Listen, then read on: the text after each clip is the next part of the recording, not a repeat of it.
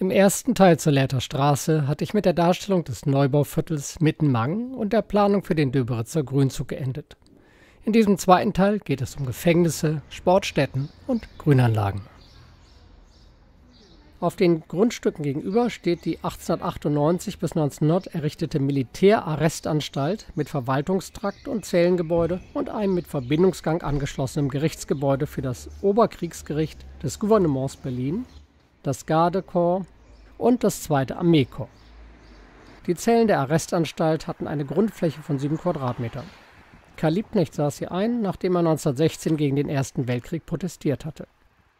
1920 wurde durch Reichsgesetz die Militärgerichtsbarkeit als Sonderjustiz abgeschafft und fortan das Gebäude als Zentrum für militärische Fortbildung genutzt. Das Gefängnis wurde nach dem Krieg, so wie es war, wieder verwendet, von 1949 bis 1985 als Justizvollzugsanstalt für Frauen.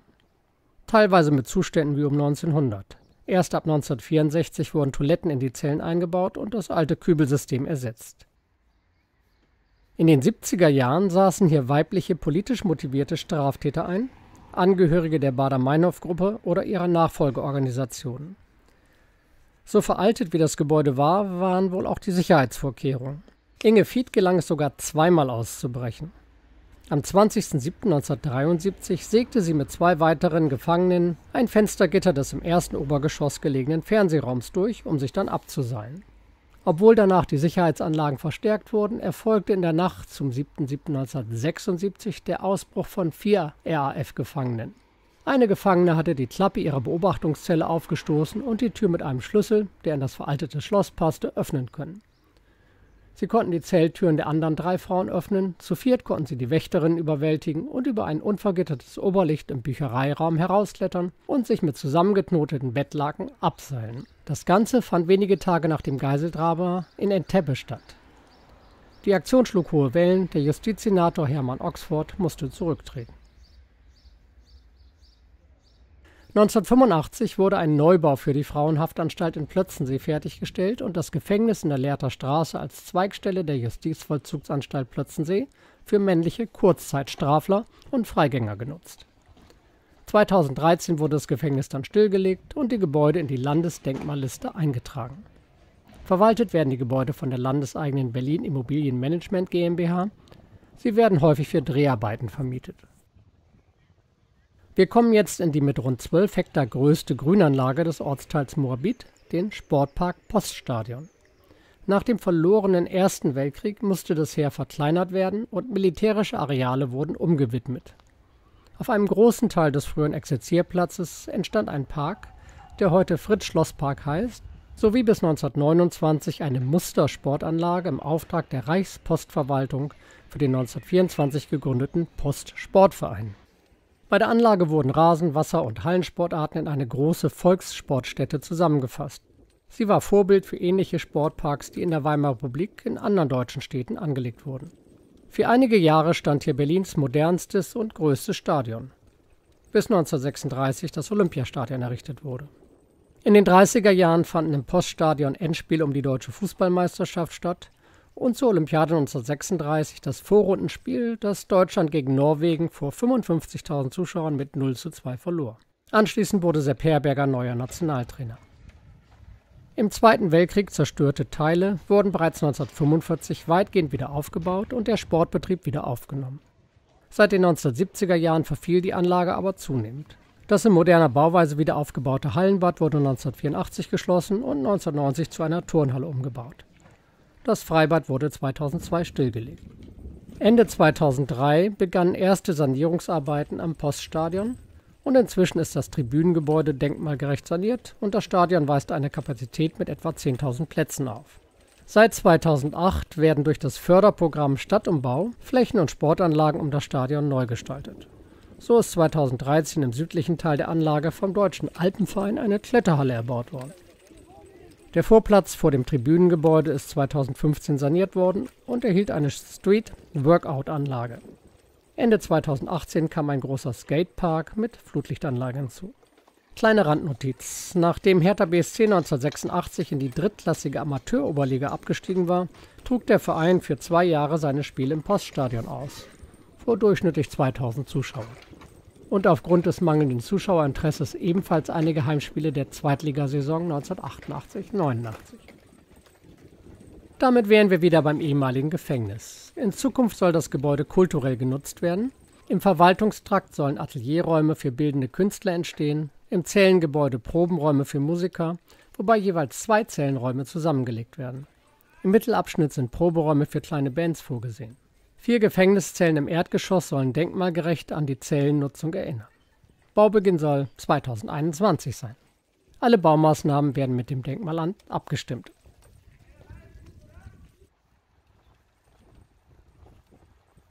Weiter geht es durch die Lehrter Straße. Die Gebäude auf der rechten Seite stammen aus den 1920er Jahren, errichtet nach Entwürfen von Otto Rudolf Salvesberg, ein Schweizer Architekt, der den Reformwohnungsbau der damaligen Zeit in Berlin stark mitgeprägt hat. Auf der linken Seite befindet sich die indonesische Botschaft.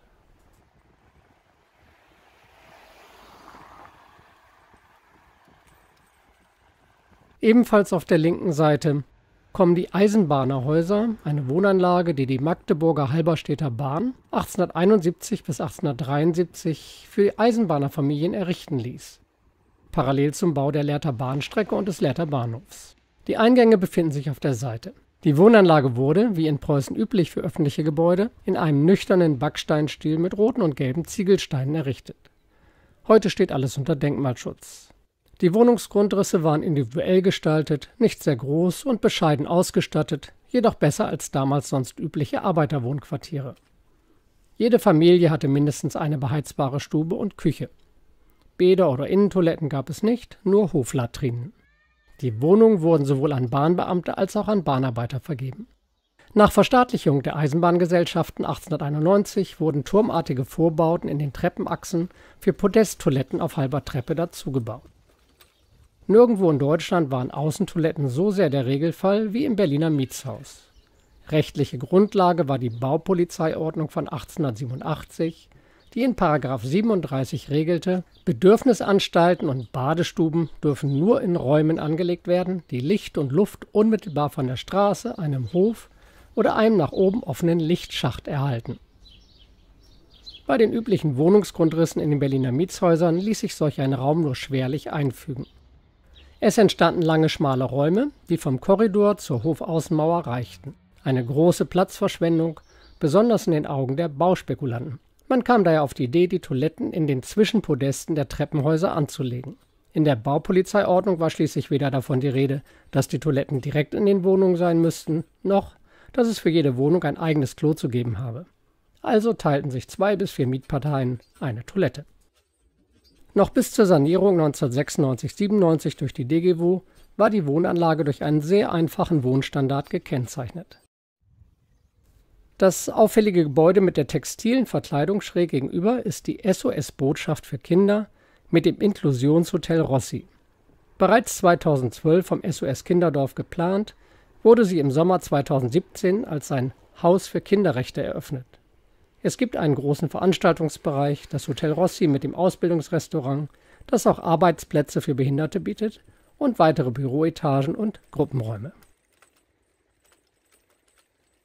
Damit kommen wir nun zu den ältesten Gebäuden der Lehrter Straße und zum Standort des ersten preußischen Mustergefängnisses, das von 1844 bis 1849 hier errichtet worden war. König Friedrich Wilhelm IV. Hatte kurz nach seiner Thronbesteigung 1840 eine Gefängnisreform erlassen. Nach Plänen von Karl Ferdinand Busse, einem Mitarbeiter Schinkels, wurde das Zellengefängnis errichtet. Busse war zuvor nach England gereist, wo er von der dort 1842 errichteten Strafanstalt Pentonville bei London so begeistert war, dass er diese kopierte. Hier ein Bild von Pentonville und hier das Zellengefängnis in Berlin. Zur Anlage gehörten 5 sternförmig angeordnete Flügel, die jeweils zentral überwachbare Einzelzellen enthielten, eine Kirche, diverse Beamtenwohntürme und ein Gefängnisfriedhof. Damals war man überzeugt, dass Kriminalität ansteckend sei. Daher wurden die Häftlinge vollständig voneinander isoliert. Es gab nur Einzelzellen, 508, jede 4 mal 2,5 Meter klein, Sprechen war verboten, auch beim Hofgang war Kontakt unmöglich. Das Gefängnis verfügte über 3 kreisrunde Spaziergelände, mit einem Durchmesser von 40 Metern, die in jeweils 20 kleinen Einzelhöfen dreieckig aufgeteilt waren. Diese waren mit Mauern voneinander getrennt, von denen zwar der freie Himmel, sonst aber keine Umgebung und insbesondere keine anderen Gefangenen zu sehen waren. Die Redensart „im Dreieck springen" wird dieser Anlage im Zellengefängnis Lehrter Straße zugeschrieben. Selbstmorde und Wahnsinn nahmen schnell zu, eine Irrenabteilung wurde ab 1887 eingerichtet. Dabei galt diese Form der Haft damals als modern und human. In Bezug auf die hygienischen Verhältnisse, wie Ventilationssystem, Wasserleitung und Wasserklosetts, stimmte das sogar. Erst um 1900 wurde die Isolation gelockert, die Einzelhöfe 1910 abgebaut. Von Beginn an saßen hier auch politische Häftlinge ein, darunter viele bekannte Namen wie Wilhelm Vogt, der später als Hauptmann von Köpenick Berühmtheit erlangen sollte, Erich Mühsam, Erich Honecker, Ernst Busch, Wolfgang Borchardt sowie Klaus Bonhoeffer und viele Beteiligte am Attentat auf Hitler am 20. Juli 1944. Die Gestapo nutzte nach dem Attentat Teile des Zellengefängnisses als Untersuchungshaftanstalt und noch kurz vor Kriegsende kam es zu Erschießungen. Nach dem Krieg wurde der Gebäudekomplex bis März 1955 durch die Alliierten als Haftanstalt genutzt. Zwischen Januar 1947 und Mai 1949 fanden dort noch mindestens 12 Hinrichtungen statt. Danach wurde die Guillotine in den Keller gebracht, aber regelmäßig gewartet, da Hinrichtungen nach alliiertem Recht weiterhin möglich gewesen wären. Nach dem Abriss Ende der 50er Jahre blieben lediglich Teile der Gefängnismauer und 3 Beamtenwohnhäuser erhalten, die heute unter Denkmalschutz stehen. Im Bereich, wo sich früher der Haupteingang befand, wurde ein Wohnblock errichtet. Nach einer Nutzung als Parkplatz erfolgte von 2003 bis 2006 die Umgestaltung in den Geschichtspark ehemaliges Zellengefängnis Moabit durch das Berliner Landschaftsarchitektenbüro Glaser und Dagenbach, die sich über 17 Jahre mit dem Projekt beschäftigt haben. Die Parkanlage ist gleichzeitig Gedenkort und nutzbarer Park für die Bevölkerung. Schauen wir uns nun die Gestaltung genauer an. Der 28.000 Quadratmeter große Park wird im Norden, Süden und Osten von der noch erhaltenen 5 Meter hohen Gefängnismauer begrenzt, im Westen von einem Wohnblock. Der Park kann von 3 Zugängen betreten werden, die unterschiedlich gestaltet wurden. Die Eingangstüren zeigen dabei im geschlossenen Zustand an den Schlosskästen den Gefängnisgrundriss.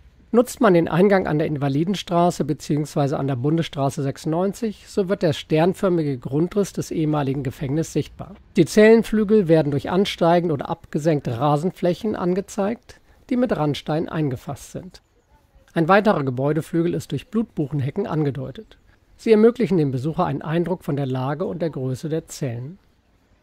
Im Zentrum des Parks befindet sich ein offener Quader aus Sichtbeton, der das einstige Panoptikum der Haftanstalt symbolisiert. Das Panoptikum war der zentrale Gebäudeteil, von dem aus man einen Einblick in alle Zellenflügel hatte. Westlich dieses Quaders ist die Lage des ehemaligen Verwaltungsgebäudes mit Hilfe von Blutbuchen abgebildet. Eine ehemalige Zelle ist nachgebildet. Betritt man sie, so ertönt die Klanginstallation Klopfzeichen von Christiane Kepler. Sie zitiert Ausschnitte aus den 80 Moabiter Sonetten, die Albrecht Haushofer hier als Häftling im Winter 1944/45 verfasste.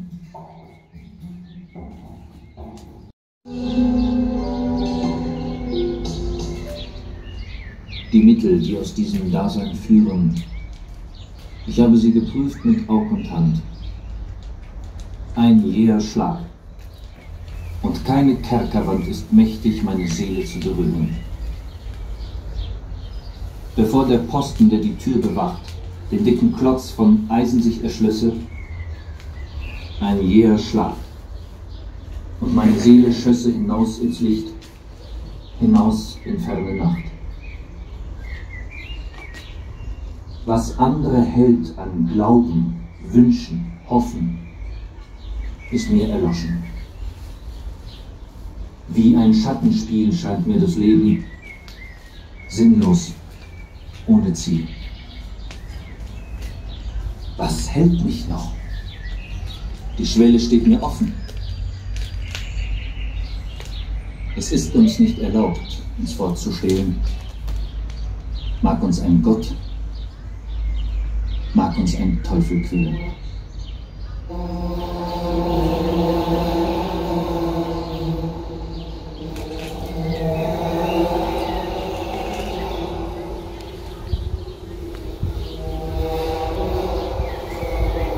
Albrecht Georg Haushofer war ein deutscher Geograph, Publizist, Schriftsteller und Widerstandskämpfer gegen den Nationalsozialismus.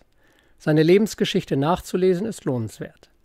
3 Verse aus seinem Sonett »In Fesseln« sind in großen weißen Lettern an der östlichen Gefängniswand aufgetragen. Von allem Leid, das diesen Bau erfüllt, ist unter Mauerwerk und Eisengittern ein Hauch lebendig, ein geheimes Zittern. Er wurde kurz vor Kriegsende, in der Nacht zum 23. April 1945, zusammen mit 15 weiteren Gefangenen, darunter Klaus Bonhoeffer und Rüdiger Schleicher, von einem SS-Trupp auf dem nahegelegenen, von Bomben zerstörten Ulab-Gelände hinterrücks erschossen. Es gibt auch noch einen weniger geometrisch gestalteten Teil des Parks.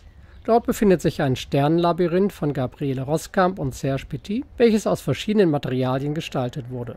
Mit dem Sternenlabyrinth wollen die Künstler daran erinnern, dass die Gefangenen nachts nur einen freien Blick auf die Sterne hatten. Daneben findet man einige Spielbereiche, die von einem Moabiter-Verein für Kinder und Jugendliche gestaltet wurden. Diese Spiel- und Lernobjekte haben ebenfalls einen Bezug zum Ort, wie etwa die Installation von Bärbel Rothaar in Form einer Kletterwand mit Aussparung aus Schlüssellöchern. Das Projekt Geschichtspark wurde 2007 im Bundeswettbewerb des Bundes Deutscher Landschaftsarchitekten mit dem ersten Preis ausgezeichnet. Gelobt wurde die intensive Auseinandersetzung mit der Geschichte des Ortes, die Zusammenarbeit mit den Anwohnern und die gelungene Gestaltung der Details. 3 der ehemaligen Beamtenwohnhäuser an der Gefängnismauer sind noch erhalten. Sie stammen aus dem 19. Jahrhundert. Diese Häuser waren rund um das Gefängnis angeordnet und gehörten zum ursprünglichen Ensemble des Zellengefängnisses. Hier wohnten Gefängniswärter, zum Teil mit Familien und auch Prediger. Als das Gefängnis noch stand, wirkten die Gebäude wie Türme einer festungsähnlichen Bewährung. Nach innen zum Gefängnishof hatten sie geschlossene, fensterlose Wandflächen und zusammen mit der mächtigen Mauer sollte von ihnen eine abschreckende Wirkung ausgehen. Heute wirkt es fast idyllisch hier. Eine Kleingartenanlage vermutet man mitten im Zentrum Berlins, ganz in der Nähe des Hauptbahnhofs sicher nicht. Erst 2002 wurde dieses vom Bezirksamt verpachtete Gartengelände eine Dauerkleingartenkolonie. Ausgenommen sind allerdings 5 Gärten, die noch für den Döberitzer Grünzug weichen sollen. Die Kleingärtner profitieren vom Denkmalschutz für das gesamte Areal. Wo sich heute die Kleingärten befinden, war früher das Anstaltsgartenland, das zur Selbstversorgung des benachbarten Gefängnisses diente. Mittendrin befindet sich der Beamtenfriedhof. Es war das Privileg eines preußischen Gefängnisbeamten und seiner Familienmitglieder, auf einem Beamtenfriedhof bestattet zu werden. Der einfache Gitterzaun ist noch im Original erhalten, viele Grabsteine und Einfriedungen ebenfalls, wenn auch verfallen und teilweise überwuchert. Die kleine Fläche, die mit einem niedrigeren Gitter abgegrenzt ist, war den Direktoren vorbehalten. Ursprünglich gab es auch noch einen etwa gleich großen Gefangenenfriedhof. Wenn kein Verwandter sie bestatten wollte, wurden die im Gefängnis gestorbenen Gefangenen auf dem Gefangenenfriedhof beigesetzt. Beide Friedhöfe wurden kurz nach dem Abriss des Gefängnisses 1958 entwidmet und auf dem Gefangenenfriedhof weitere Parzellen angelegt. Der freundliche Herr in seinem Garten, der auch im Eisenbahnerhaus seine Wohnung hat mir netterweise erzählt, warum es diese Gartenanlage noch gibt und ebenso einiges zur Umwandlung der Beamtenwohnhäuser in Szenewohnungen. Szenewohnungen rausgemacht, die heiß begehrt sind. Wer hat die aufgekauft? Ein türkischer Mitbürger, der hatte Interesse daran, hat es zum vernünftigen Preis bekommen können und hat es in 3 Wohnanlagen verwandelt.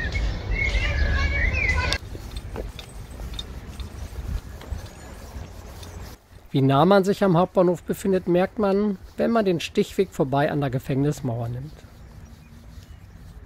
Auch dieses Areal wird Teil des Döberitzer Grünzugs.